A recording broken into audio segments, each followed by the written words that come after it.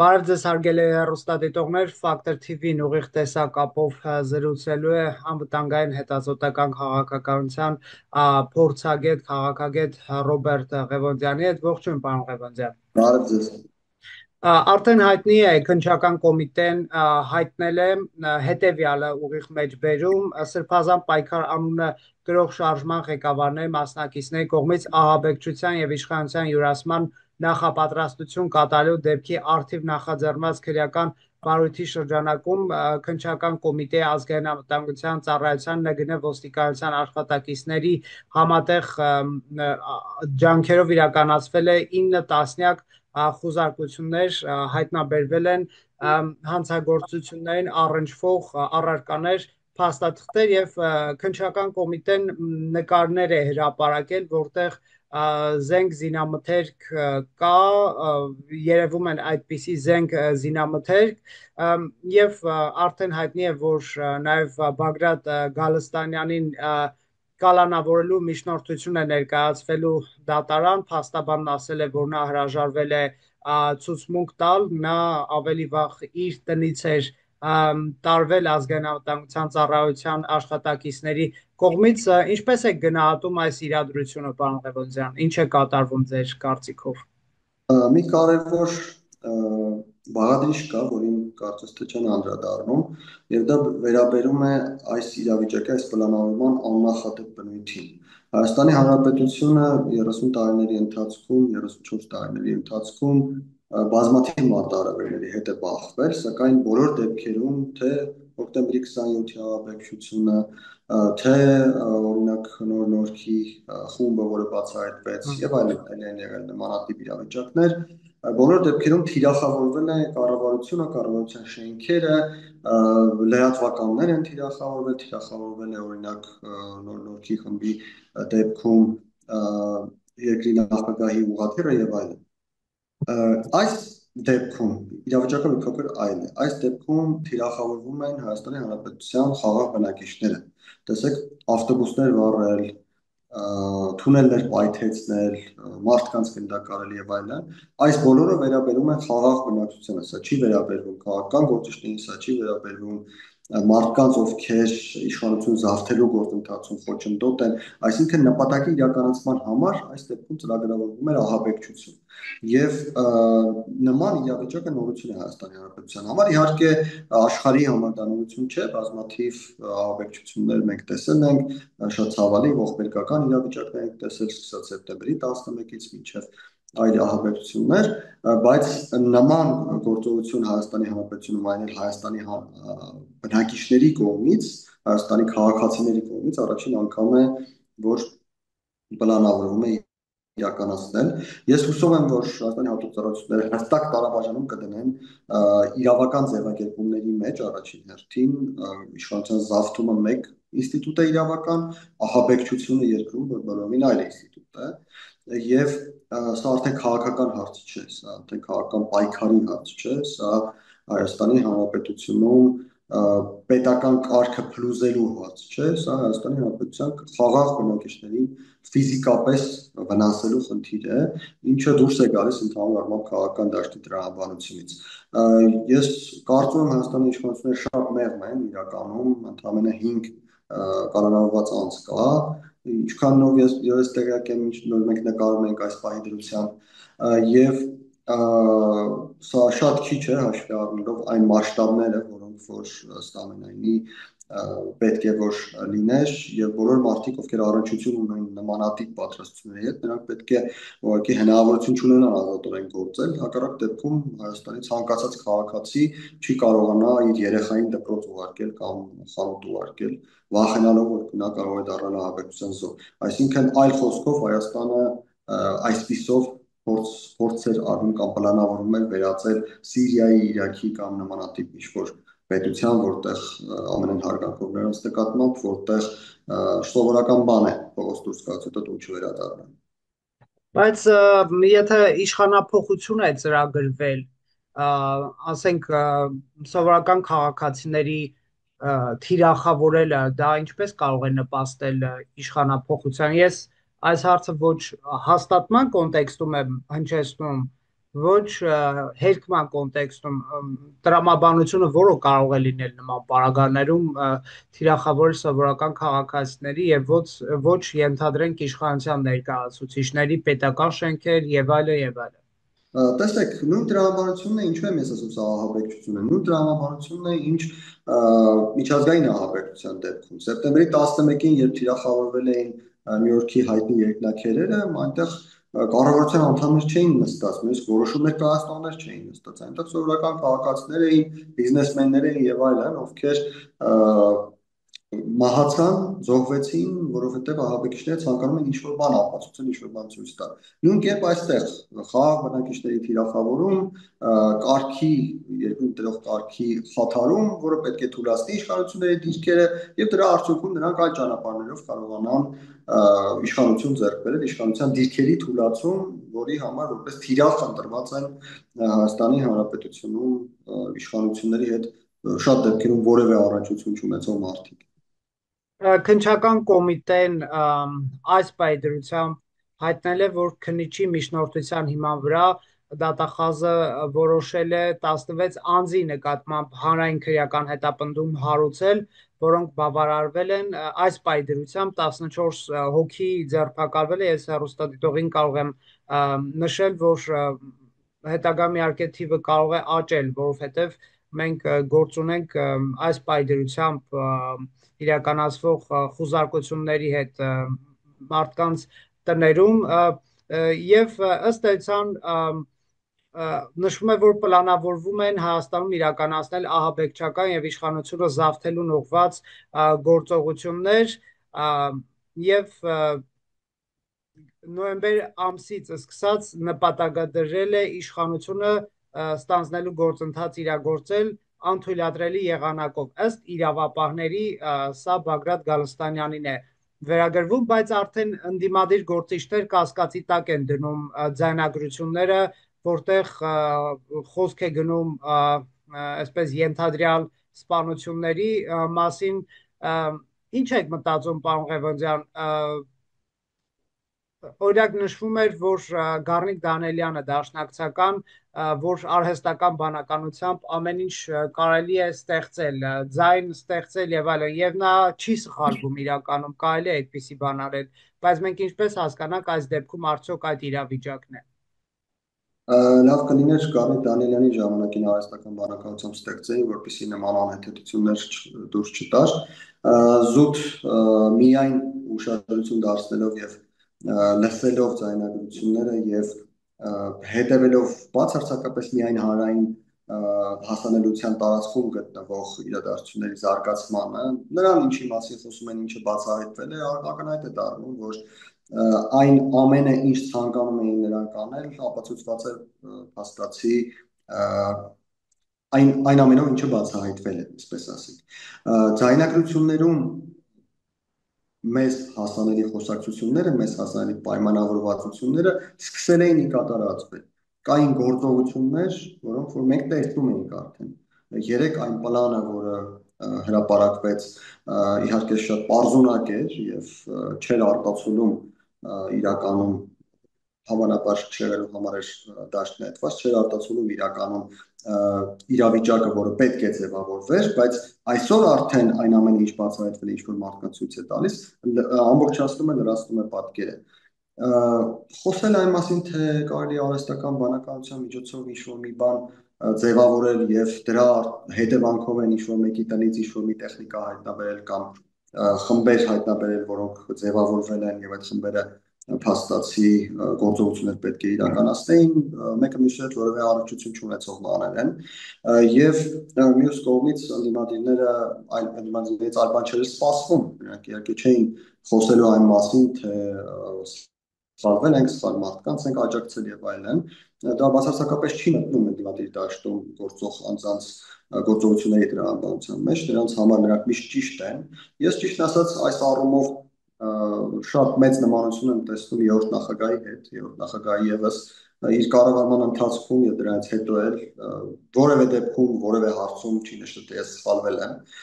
ինչ ուզում է լինի, միևնույն է ինքը միշտ ճիշտ է, եթե ինչ-որ մի բան այդպես չեղավ, նա ճիշտ էր, բայց այդպես չեղավ, որովհետեւ հանգամանքները այդպես դասավորվեցին։ Սա այդ ընդդիմադիրների, այսպես կոչված արմատական ընդդիմադիր դաշտի գործիչների գործելավոճն է ուղղակի։ Մենք երբեք չենք սխալվում, մենք միշտ ճիշտ ենք, բայց եղավ այնպես, ինչպես եղավ։ Ընդհանրապես այստեղ պետք է քննարկել արդյոք հոգևոր իշխանություն եւ աշխարհիկ իշխանություն տարբեր ներկայացուցիչների միջև բանավեճի հարցը, որովհետեւ ըստ էության ստացվում է այս տեղեկությունները քննչական կոմիտեն հրապարակում է վարչապետ կաթողիկոս շատ ուղիղ բանավեճի համատեքստում օրեր առաջ Սամվել Կարապետյանն էր կալանավորվել էլի իշխանության զավթմանը կոչեր անելու մեղադրանքով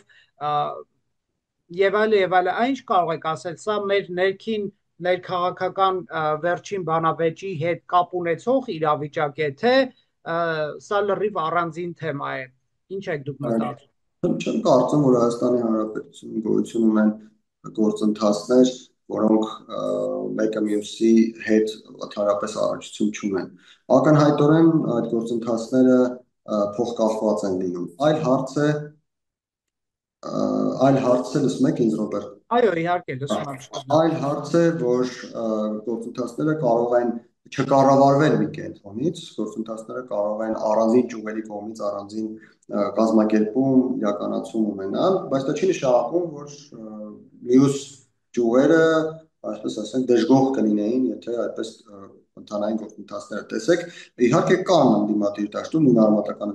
ընդդիմադիր դաշտում հատվածներ, չասեմ անձեր, նույնիսկ ամբողջական հատվածներ, որոնք որևէ առնչություն չունեն այս գործընթացի հետ եւ նրանք օրինակ պատրաստվում են հաջորդ տարվա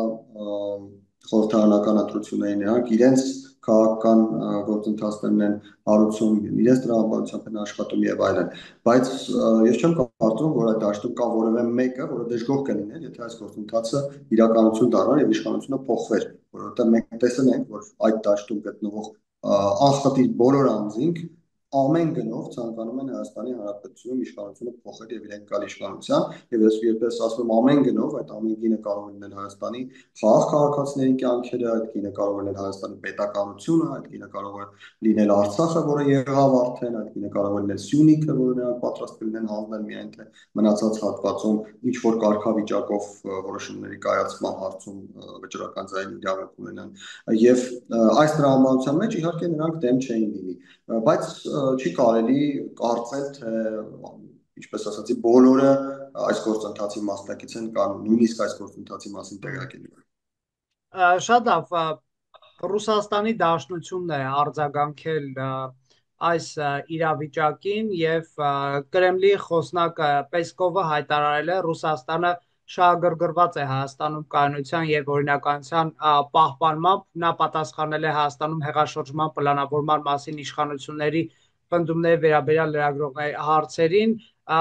նրան ըստ էության հարցրել են նաև Կարապետյանի կալանավորման մասին, արդյոք Մոսկվան շփումների մեջ է Երևանի հետ, ասել է այո, իհարկե մենք կապի մեջ ենք մեր գործընկերների հետ Հայաստանում, Երևանում, Կարապետյանը ոչ միայն Մոսկվայի համար կարևոր դաշնակիցն է, ասել է Պեսկովը, որի հետ զարգացած բազմապրոֆիլ հարաբերություններ ունի, այլև հանդիսանում է Ռուսաստանի քաղաքացի, ինչ մեկնաբանություն ունեք։ Պետք է նշել, որ Ռուսաստանի արձագանքը նորմալ է, դրանից ավելի պետք է չէր սպասել, այն, որ Ռուսաստանը չպետք է խառնվի Հայաստանի ներքին գործերին, գոնե հայտարարությունների մակարդակում, դա ակնհայտ է։ Սամվել Կարապետյանի մասով, այո, իսկապես նա Ռուսաստանի քաղաքացի է եւ նրա հետ կապված հարցերում Ռուսաստանը ձայնի իրավունք ունի եւ այս առումով օրինակ ես կարծում եմ քաղաքականապես նպատակահարմար կլիներ նրան էքստրադիցիա անել, արտաքսել Հայաստանի Հանրապետությունից եւ Հայաստանում հայտարարել անցանկալի անձ, որից հետո նա թող գնա Ռուսաստան եւ այնտեղ իր գործունեությունը կատարի Ռուսաստանում, ինչպես ցանկանում է իր երկրում, որովհետեւ նրա երկիրը իրականում Ռուսաստանն է, Հայաստանը չէ։ Եվ ես ցանկանում եմ ձեզ շնորհակալություն հայտնել, որ վերջին տեղեկությունը հայտնեցիք, առավել որ 19 անձի նկատմամբ է արդեն իմ տեղեկությունը 5 անձի վերաբերյալ է, 19 անձի նկատմամբ է 16 անձի նկատմամբ հանրային արդեն հետապնդում է։ 16 անձի նկատմամբ է հայտարարվել, ես կարծում եմ դա արդեն մոտավորապես համապատասխանում է այն մասշտաբներին, որի մասին մեզ կողմը հայտնի է, թեև այո համաձայն եմ, որ հավանաբար այդ թիվը ավելի աճի միտում է ունենալու, բայց շատ կարևոր է թե այդ մարդիկ, ում մեղքը որ իհարկե կապացուցվի, այդ մարդիկ որտեղ կլինեն, եթե այդ մարդիկ ինչպես նախինում շատ անգամ ենք մենք տեսել, բաց են թողնվելու, դուրս են գալու եւ Ռուսաստանի աջակցությամբ, թե ինքնուրույն որոշել է շարունակել նման գործողություններ պլանավորել եւ իրականացնել, ապա Հայաստանի իշխանությունները այս դեպքում հաստատի իրենց գործառույթները կատարած չեն լինի։ Եթե այդ մարդիկ հայտնվելու են բանտերում եւ չեն կարողանալու ազատորեն սպառնալ Հայաստանի ժողովրդի անվտանգությանը, ապա Հայաստանի իշխանություններին այդ դեպքում կարելի է շնորհակալություն հայտնել։ Բայց ամեն դեպքում կարելի է նկատել օրինակ համացանցում եղած այսպես արձագանքները, որ ըստ էության սարքում են ընդդիմության գլխի, սա քաղաքական հետապնդում է, մեղադրանքները հաստատված չեն, չկան փաստեր, ընդհանրապես քաղաքական հետապնդման հոտ է գալիս այս ամենից, ընդդիմությանը չեզոքացնում է իշխանությունը, սրանք ապօրինի գործողություններ են, ինչպես արդեն նշեցի, արհեստական բանականությամբ ընդհանուր կարելի է վիդեո նյութ պատրաստել, որտեղ Ռոբերտ Ղևոնդյանը եւ Ռոբերտ Անանյանը պայթեցնում են ինչ-որ մի կամուրջ, այն ինչ կարող եք ասել, սա իհարկե վերջին իմ մեկնաբանությունն էր։ Տեսեք, փաստացի Արժանահավատության հետ կապված, պարոն Ղևոնդյան, մենք կարող ենք վստահ լինել, որ այս տեղեկությունները, որ հրապարակվում են, արժանահավատ են։ Փաստացի նման հայտարարությունների հիմքերը ընդհանրապես տրամաբանություն զուրկ են։ Հայաստանի իշխանությունը, եթե ինչ-որ մի պահ պատկերացնենք նույնիսկ, որ այս ամենը իրական չէ եւ Հայաստանի իշխանությունները ինչ-որ կերպ արհեստական բանականությամբ թեորիներով թե ինչ-որ կերպ ստեղծել են նման իրականություն, ապա դրա թիրախավորական հայտորել չպետք է լինեին այն անձինք, ովքեր պլանավորված են։ Տեսեք, խոսում է այն մասին, որ ընդդիմությունը ցանկանում են թույլատնել, ցանկանում են ընդդիմությանը վերածել ավելի թույլ ուժի, որը հաջորդ ընտրություններում խնդիրներ չի ստեղծի եւ այլն, բայց եթե այդպես լիներ, ապա պետք է այս գործերը հարուցվեր կամ հորինվեր, այսպես ասենք, կամ ինչ-որ մի կերպ ստեղծվեր ընդդիմության լիդերների նկատմամբ կամ այն մարդկանց նկատմամբ, ովքեր ընդդիմության շարքերում այնքան հեղինակություն ունեն, որ կարող են հաջորդ տարի ընտրությունների ժամանակ իշխանությունների համար խնդիրներ առաջացնել։ Ես կարող եմ կանոն տալ, օրինակ դա կարելի է անել, եթե իշխանությունները ցանկանային ինչ-որ բան անել եւ իր ընդդիմության թույլատրել, դա պետք էր անել, օրինակ Դավիթ Համբարձումյանի նկատմամբ, որը ընդդիմության շարքերում հեղինակություն ունի որոշակի։ Բագրատ Գալստանյանը ընդդիմության շարքերում հեղինակազրկված է, իրեն շարքերում, հենց հեղինակազրկված է, որովհետեւ այն բոլոր խոսքերը, որ նա ասել է, իրականություն չեն դարձել եւ Բագրատ Գալստանյանի ձայնը ընդհանրապես կամ քվեներ տանելու հնարավորությունը շատ փոքր է։ Նույն կերպ, օրինակ, դա իշխանությունը պետք է աներ, եթե ցանկանում էր անել Լևոն Քոչարյանի նկատմամբ, որովհետև նա ընդդիմության մեկ այլ հատվածի բավական ընդգրկված լիդերն է։ Այսինքն, այստեղ կարծել, որ Հայաստանի իշխանությունները թիրախավորում են ինչ-որ մեկին, որը առանց այն էլ հեղինակազուրկ է, որը առանց այն էլ որևէ շանս չունի ոչ միայն ընտրությունների ժամանակ իշխանությունների համար գլխացավանք դառնալ, այլ նույնիսկ շանս չունի հենց իրենց արմատական ընդդիմության քվեները համախմբել, այսինքն համախմբել է այդ դաշտը եւ այդպիսով ընտրությունների տանել, ուղղակի իմաստ չունի, անիմաստ խոսակցություններ եւ հենց այստեղ էլ հասկանում եք, որ իշխանությունները ուղղակի շարժառիթ չունեին որևէ բան պատրաստելու, որի արդյունքը փաստացի 0 է։ Այսինքն ձերբակալել Բագրատ Գալստանյանին ինչի համար, որտեղ թուլացան ընդդիմության դիրքերը այստեղ, որևէ տեղում փաստացի չթուլացան, ընդհակառակը Բագրատ Գալստյանը լինելով կալանավայրում, այնտեղից կարող է որպես այդպես մուչենիկ են ասում ռուսները այսինքն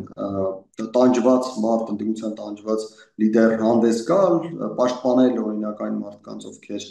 կմասնակցեն հաջորդ տարի ընտրություններին եւ այդ մարդիկ գուցե կարողանան լրացուցիչ դիվիդենտներ ստանալ։ Տեսեք, եթե այս տրամաբանությամբ ենք դիտարկում հարցը, ընդհակառակը իշխանությունը փաստացի ինքը իրեն վնաս է տվել, որովհետեւ նույն Դավիթ Համբարձումյանը կամ Լևոն Քոչարյանը ստարանալով Կանոնավարի Բաղդատ Գալստյանի աջակցությունը ավելի մեծ հնարավորություն կունենան համախմբել ընդդիմադիր դաշտը, քան այն դեպքում, եթե Բաղդատ Գալստյանը այսպես մնալ փողոցներում, ինչպես միջև հիմա արել է, եւ որևէ բանի չկարողանար հասնել։ Այսինքն կարծել թե իշխանությունը սա այս ամենը արել է շարժառիթ չկա ուղղակի դրա համար։ Պարոն իշխանության ներկայացուցիչները հենց այս պահին քննարկումներում, այսպես մեկնաբանություններում հիշեցնում են Բագրատ Գալստանյանի մեդիաներից մեկին տված հարցազրույցում մի միտք, որտեղ ասում է օտարերկրյա կառույցներ կապվել են իր հետ, կարող է ես շատ ուղղակի չեմ մեջ բերում, հա, եւ ասել, եթե իշխանափոխություն չանեք, ըստ էության ազգային արժեքների դեմ ոտնձգություններ կլինեն եւ այլն եւ այլն։ Սա ձեր կարծիքով քննության ենթակա դրվագ է, թե հիմա բոլորի հետ էլ կարող են ինչ-որ մարդիկ կապվել, ինչ-որ բաներ ասել, սա ընդ որում տեղեկություն է, սա մեկնաբանություն է, որը իր կողմից է արվել, ոչ թե որևէ մեկն է վերագրել իրեն, այլ հրապարակային տեսանյութը կա։ Ինչ կարող եք ասել այս մասով։ Տեսեք, այստեղ կա երկու հարց, երկու դիտանկյուն։ Առաջին դիտանկյունը դա իրավական դիտանկյունն է, եթե Հայաստանի Հանրապետության քաղաքական դաշտում գործող դերակատարի հետ կապվում են օտարերկրյա ծառայություններ, սա արդեն հետախուզության համար հիմք է գործընթաց սկսելու, բարձելու, թե այդ իր ծառայությունները ինչու են կապվել, ինչ նպատակներ են հետապնդել եւ արդյոք նրանց տեղեկատվությունը սպառնալիք է Հայաստանի ազգային անվտանգության համար, թե ոչ։ Ես չգիտեմ այդ գործընթացը իրականացվել է թե չի իրականացվել, հուսով եմ որ իրականացվել է արդեն մինչ այս իրադարձությունները։ Մյուս կողմը քաղաքականն է։ Քաղաքական առումով այո, եթե տվյալ մարդը քաղաքական դաշտում է, տվյալ մարդը քաղաքական դաշտում գործունեություն է իրականացնում եւ հայտարարում է, որ իրեն Հայաստանի Հանրապետության արժեքների, Հայաստանի Հանրապետության շահերի մասին պատմել են օտարերկրյա ծառայություններ, ապա այդ մարդը առնվազն քաղաքական անգրագետ է, որովհետև ոչ մի օտարերկրյա ծառայություն դա գիտի նույնիսկ, ինչ ասեմ, դպրոցական երեխան, ոչ մի օտարերկրյա ծառայություն Հայաստանի Հանրապետության քաղաքացիներից ավելի շահագրգռված չի կարող լինել, որ Հայաստանի Հանրապետությունում ազգային արժեքները պահպանվեն։ Բոլոր օտարերկրյա ծառայությունները ունեն իրենց շահերը, ցանկացած օտարերկրյա ծառայություն ցանկանում է առաջ տանել իր շահերը ցանկացած երկրում։ Դա փաստ է, դա ակսիոմ է, դա նույնիսկ քննարկման ենթակա չէ։ Եվ այս առումով, եթե մարդը լինելով Հայաստանի Հանրապետության քաղաքացի, իրեն նույնացնելով որպես Հայաստանի քաղաքական դաշտում դերակատար, իր խոսքերը ապացուցելու համար հղում է անում օտարերկրյա ծառայություններին, ապա նա, ինչպես ասացի, քաղաքականապես սնանկ է կամ անգրագետ է։ Ու այս զարգացումները ուր կարող են գնալ, պարոն Ղևոնդյան։ Ես հուսով եմ, որ այն մարդիկ, ում մեղքը կապացուցվի այս գործընթացների մասնակցություն ունենալու հետ կապված,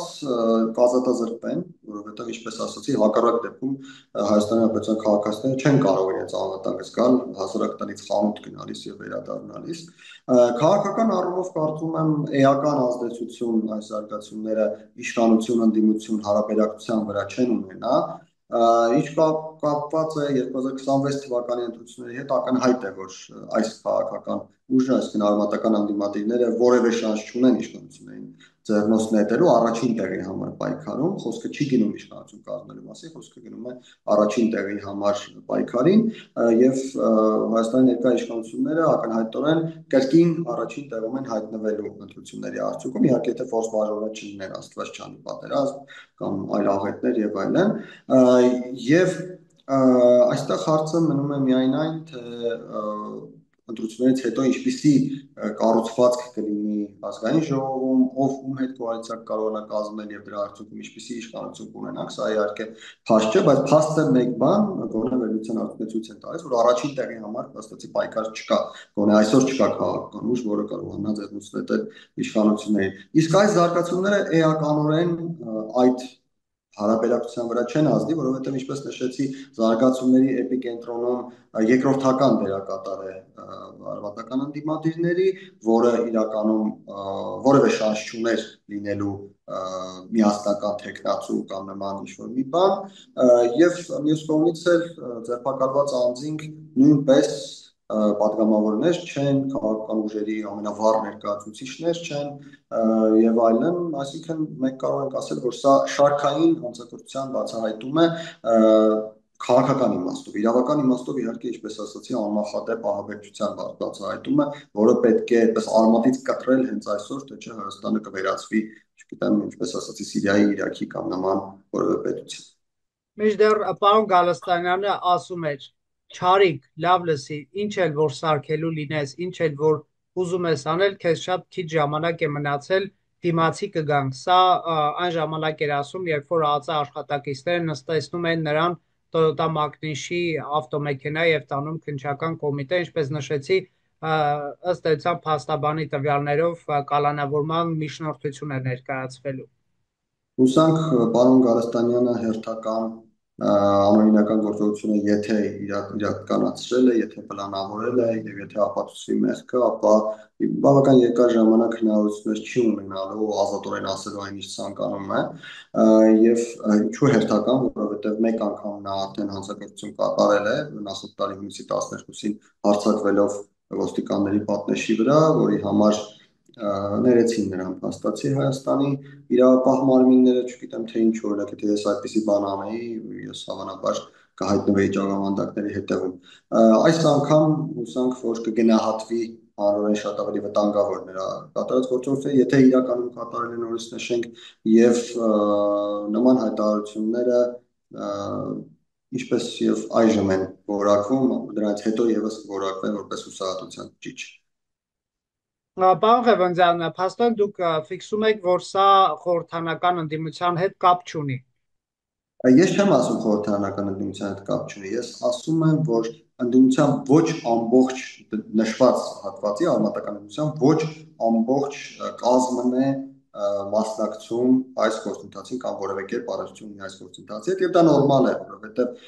վերջին ժամանակներս նախ մեկ տեսել եք, որ բավականին հատվածայնեցված է արմատական ընդդիմությունը կամ առանձին թևեր, բացի այդ թևերը իրենք ամեն մեկը իր օրակարգը ունի, մեկը մեկ օրակարգով է շարժվում, մեկը մի ուրիշ օրակարգով է շարժվում, հետո նույնիսկ այս ձայնագրությունները ուշադիր զննելիս կարելի է նկատել, որ անվստահություն կա նույնիսկ այդ անդամների միջև, կան մարդիկ, ովքեր պետք է լինեն առաջին տեղերում որոշ ներկայացման հարցում, կան մարդիկ, ում ընդհանրապես գումար են տալու, կան մարդիկ, ովքեր իրար չեն ճանաչելու, տեսեք, եթե ուշադիր փորձենք վերլուծել այս ձայնագրությունները, մենք տեսնում ենք, որ այդպես ամբողջականություն չկա, այսինքն այդպես չէ, որ եթե 50 մարդ է կամ 100 մարդ է ներգրաված այս գործընթացներում, այդ 50 կամ 100 մարդը բոլորը ամեն ինչից տեղյակ են կամ բոլորը